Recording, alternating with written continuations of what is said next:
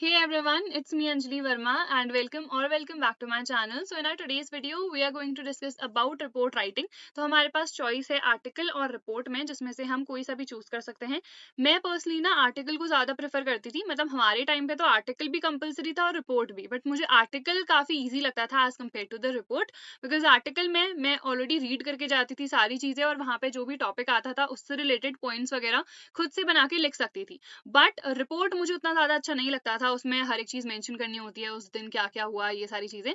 तो मेरी personal choice article रहती थी. मुझे आर्टिकल इजी लगता था, बट रिपोर्ट कई स्टूडेंट्स के लिए इजी रहता है. तो वहां पे ना जैसे ही एग्जाम पेपर तुम लोग के सामने आएगा, आर्टिकल भी होगी उसमें, रिपोर्ट भी होगा. तो उसमें से जो भी टॉपिक इजी लगता है, जो टॉपिक ऐसा लगता है कि हम उसमें ज्यादा पॉइंट्स मेंशन कर पाएंगे, हम उसमें बहुत अच्छे अच्छे पॉइंट्स इंक्लूड करा सकते हैं सो दैट हमें अच्छे मार्क्स मिले, उस टॉपिक को चूज करना बहुत ही सिंपल सी चीज है. ठीक है, वहीं पे जाके डिसाइड करना. पहले तो दोनों की प्रिपरेशन कर लो, रीडिंग डेफिनेटली कर लेना. वहां पे जाके जो टॉपिक इजी लगता है, यू फील कि यार इसमें हम ज्यादा अच्छे से प्रेजेंट कर सकते हैं और हमारे मार्क्स हमें ज्यादा मिलेंगे, तो वो टॉपिक चूज करना. ठीक है, चलो अब इसमें ना बहुत लोग को डिफिकल्टी हो रही है इस चीज में. बहुत लोग कंफ्यूज्ड हैं एक्चुअली कि हम लोग को क्या फॉर्मेट यूज करना है. तो अगर किसी को भी कंफ्यूजन है ना, तुम लोग कह रहे हो यार टीचर ये कह रहे हैं, आप ये कह रहे हो, तो फॉर्मेट जाके देख लो. सीबीएसई ने मार्किंग स्कीम डाल रखी है खुद से, ये वही मार्किंग स्कीम के अकॉर्डिंग मैं बता रही हूँ. ठीक है, फॉर्मेट क्या रहना चाहिए, हेडलाइन आनी चाहिए, बाय लाइन, हेडिंग लिख दी, उसके नीचे नेम लिख दिया. Reporting place and date mention करना बहुत इंपॉर्टेंट है. नहीं मेंशन होगा तो हम किसी भी सिटी का नेम लिख सकते हैं वहां पे. ठीक है, और कोई भी रैंडम डेट.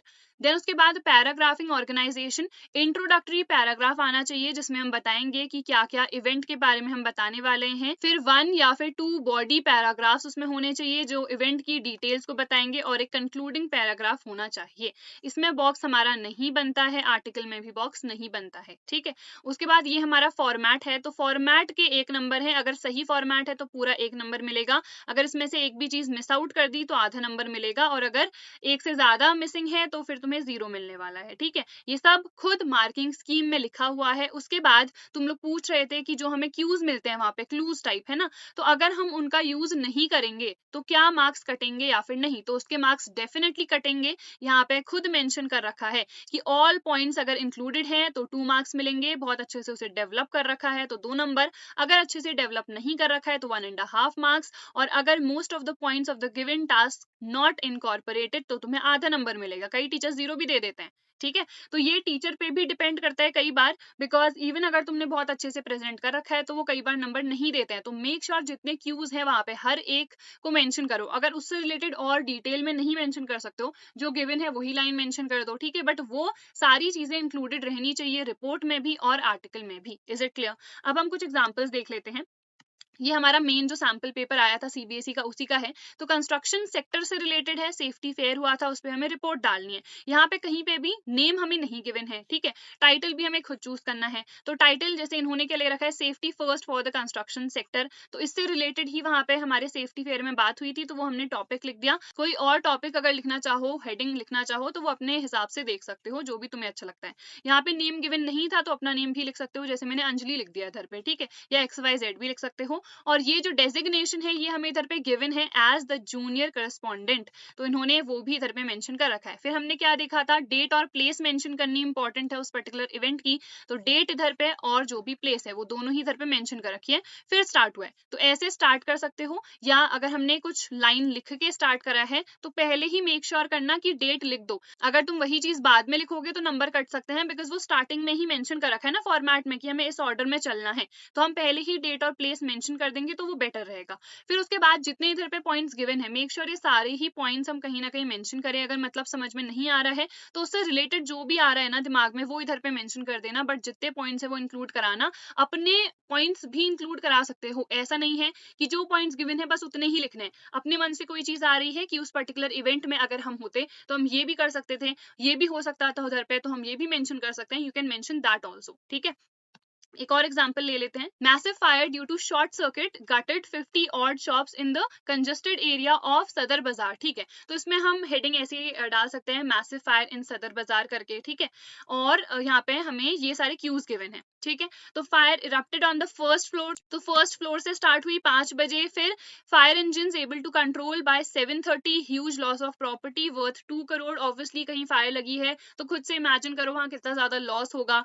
पीपल इंजर भी हो सकते हैं, बट बिकॉज इधर पे लिखा है नो वन हर्ट, तो हम इजीली लिख सकते हैं कि लोग जो है वो पहले ही बाहर निकल गए and hence nobody was hurt there, ठीक है, everybody was fine, but there was a lot of damage to the property, then government announce a compensation of 1 lakh rupees.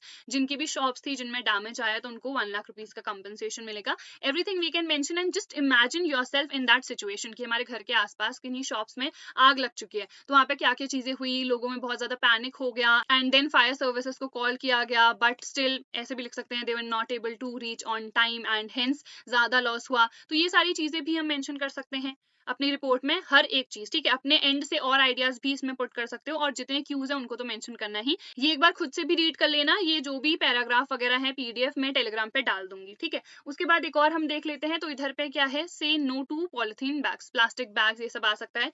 ये वाला टॉपिक अगर आएगा ना तो ज्यादा ईजी है, बिकॉज ये जो चीजें है ना ये जनरल अवेयरनेस से रिलेटेड होती हैं, जिसके बारे में हम बहुत चीजें लिख सकते हैं। इसमें हम ये भी लिख सकते हैं कि क्यों पॉलिथीन बैग्स अच्छे नहीं है, why should we avoid the polythene bags, है ना। देन जो भी कैंपेन में हुआ, जो भी रिपोर्ट हमें लिखनी है, वो सारे क्यूज तो इधर पे गिवन है। Campaign to create awareness among people, there so many of the people who are not much aware, they still keep using the polythene bags, but it should be avoided, so many people got more aware of these things. Then led by local MLA, motivational speech given by him and oath taken by people to avoid polythene, successful campaign. तो जितनी भी ये चीजें हैं इसके अलावा भी हम मेंशन कर सकते हैं पहले तो कि क्यों पॉलिथीन बैग्स जो है हमारे लिए हार्मफुल है, हमारी सोसाइटी के लिए हार्मफुल है, नॉन बायोडिग्रेडेबल है वो, एंड किस तरीके से जो भी ग्रेजिंग एनिमल्स होते हैं या जो भी स्ट्रे एनिमल्स भी होते हैं तो वो खा लेते हैं कई बार प्लास्टिक, एंड ये जितनी भी पॉलिथीन बैग्स होती हैं तो उनके लिए भी वो हार्मफुल है, उनकी हेल्थ के लिए हार्मफुल है, ठीक है। ये सारी चीजें जितनी भी हम मेंशन कर सकते हैं एंड उसके बाद ये जितने पॉइंट्स है ये तो लिखने ही है कि it was led by MLA and he gave us so many of the informations, बहुत ज्यादा अवेयरनेस क्रिएट हुई, people took oath, but somewhere some of the people वो ओथ ले लेते हैं एंड उसके बाद they do not follow that particular thing, but यहाँ पे this was a successful campaign because so many of the people they got aware and they left using the polythene bags. इस तरीके से भी हम मेंशन कर सकते हैं, ठीक है, and in a better way you can read it from here also, जो भी हमारी चीजें हुई थी इधर पे, एंड ये भी मेंशन कर सकते हैं पॉलिथीन बैग्स नहीं तो उसके अलावा हम क्या यूज कर सकते हैं। जैसे नैनीताल की अगर हम बात करें तो इधर पे पॉलिथीन बैग्स बिल्कुल ही बैंड है, तो हमें बैन करना चाहिए उन्हें, ठीक है, एंड क्योंकि रिस्ट्रिक्शन लगी होती है तो ऑब्वियसली लोग उसे कम यूज करेंगे, तो उसके अलावा हम जो पेपर बैग्स हैं उनका यूज कर सकते हैं, जूट बैग्स लाते हैं, तो ये सारी चीजें भी हम मेंशन कर सकते हैं, ठीक है। एक और देख लेते हैं, तो इसमें क्या है, हमारे पास एक रोड एक्सीडेंट हुआ है, ठीक है, तो 15 किल्ड इन रोड एक्सीडेंट, तो 15 लोग की वहां पे डेथ हो गई, किस तरीके से, क्या वो रोड एक्सीडेंट था, ट्रक के बीच में था, क्या था, अगर वो गिवन है तो वैसे मेंशन कर सकते हैं, अगर नहीं गिवन है तो we can mention it on our own कि एक्सीडेंट किस तरीके का हुआ, मे बी वो बस का हो सकता है, मे बी वो ट्रक और कार्स का हो सकता है, इस तरीके से वी कैन मेंशन, ठीक है। तो ये 9 बजे के अराउंड हुआ, speeding truck rammed a tempo and then hit another car, ठीक है, तो इधर पे गिवन है, तो हमें खुद से कुछ भी रैंडम लिखने की जरूरत नहीं है, वो मैं सिर्फ तब बता रही थी अगर ऐसा कुछ मेंशन नहीं होता, इधर पे मेंशनड है तो हम यही चीज मेंशन करेंगे कि जो ट्रक है एक तो वो बहुत ज्यादा स्पीड में आ रहा था, then it rammed a tempo first and then hit another car, तो ऑब्वियसली जितने लोग थे वो सभी वहां पे घायल हो गए, सभी लोग बहुत ज्यादा इंजर हो गए, ठीक है, injured taken to the local medical college and some people are in very critical situation, ये भी हम मेंशन कर सकते हैं, and how this could be avoided, ये तुमने खुद से देख रखा है तो वहां पे जो जो चीजें हुई वो लिख सकते हैं, एंड उसके बाद चीफ मिनिस्टर वाला मेंशन कर सकते हैं, एंड ये पॉइंट हम इजीली मेंशन कर सकते हैं।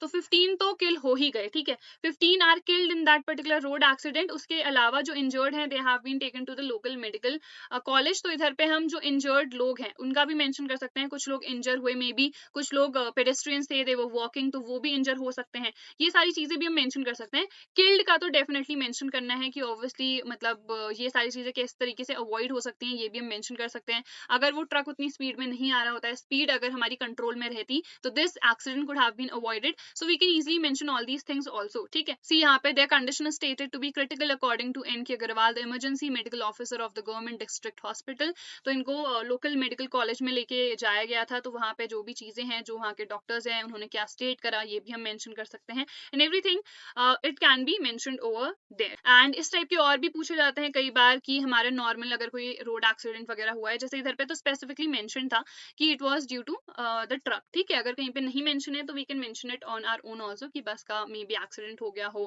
किस तरीके से हुआ, क्या क्या चीजें हुई, कितने लोग इंजर हुए, कितने लोग की डेथ हो गई, वहां पे इंस्टेंट डेथ हो गई, तो ये सारी चीजें भी हम मेंशन कर सकते हैं. So that is it for our today's video. I hope this video help you. Telegram पे मैं पीडीएफ डाल दूंगी, you can read it on your own as well. Name study warehouse, link description में मिल जाएगी. Telegram link अगर work नहीं करती है तो स्टडी वेयर हाउस सर्च कर लेना, ठीक है. So that is it for our today's video. I hope this video helped you. Do not forget to like, share and subscribe to my channel. I'll see you guys in the next video.